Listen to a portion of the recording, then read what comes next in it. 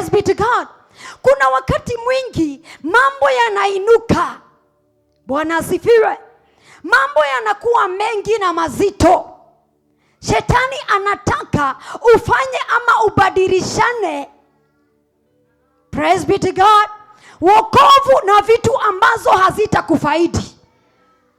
Ubadilishane wokovu na mwanamke ama na mwanamume ambao wataharibu maisha yako yote.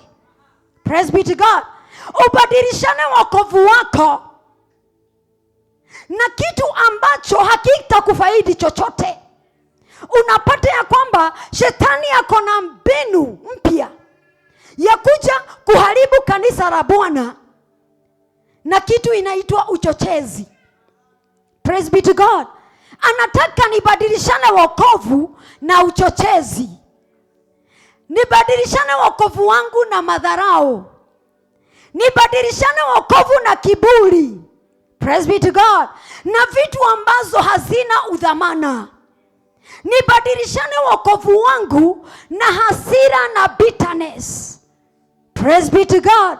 Ya kwamba umenifanyia ili niondoke katika positioni yangu ya wokovu. Bwana Yesu atukuzwe. Hatutabadilisha wokovu wetu. Bwana atukuzwe.